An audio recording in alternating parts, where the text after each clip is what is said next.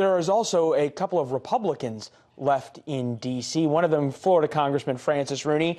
Nice to see you, sir. At some level, now that Republicans are in the minority, how much leverage, pull, say, does your caucus have? Well, I don't know. I guess we're going to find out. But in the first week, I don't think we've had a lot of leverage at all. How does that play out? Nancy Pelosi going to be able to sort of wield that gavel over President Trump? Well, you know, I feel sorry for the president right now. He has. They said we don't want a concrete wall, we want a metal wall. He said, okay, we'll do a metal wall with slats.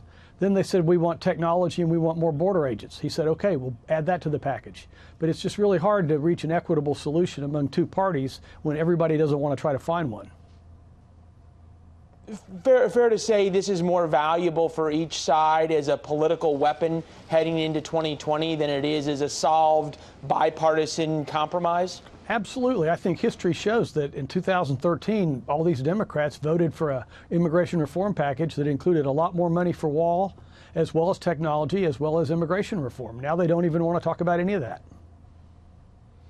At the same level, though, during the 2018 midterms, as the last couple of weeks wound down and the president went so hard on immigration, Republicans lost 40-plus seats. Do you worry that if the Democrats are able to hold this over Republicans' head in 2020, it'll have the same deleterious effect for your party, sir? Well, I think I saw some figures, maybe from Fox, that over 70% of Americans are really concerned about border security.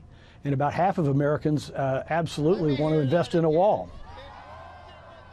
All right, so you still a winning issue in terms of how you're looking at it for continuing to demand funding for a wall, border security, call it what you will. These are the sound bites that are going to start coming on the other side. Friday was the first missed federal worker paycheck pay period, and we have this sound bite from a worker. Take a listen.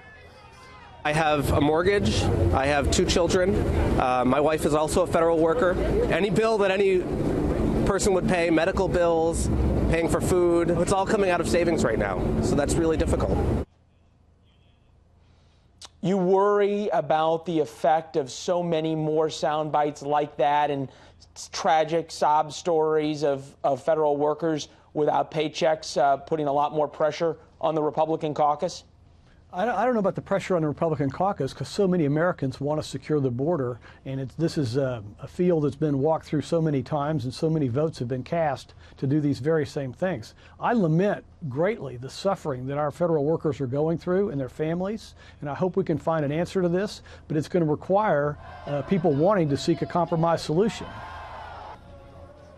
So fair to say that you are steadfast and remain so, that the suffering of the federal workers and the political price of that should go on for as long as it needs to until there is funding for a wall, a fence, call it what you want.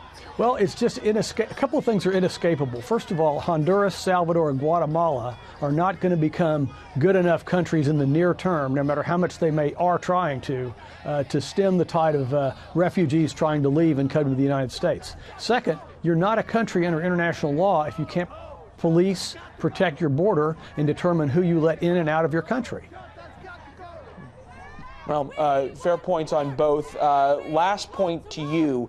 You think about where this heads in the Senate, and Republicans in the Senate, obviously, since they're in the majority, have a lot more control than you in the House do. Cory Gardner, Collins, and McSally, 3 senators up in 2020 from purple states. Do you worry about them going soft on this and making it a lot harder for House Republicans to hold the line?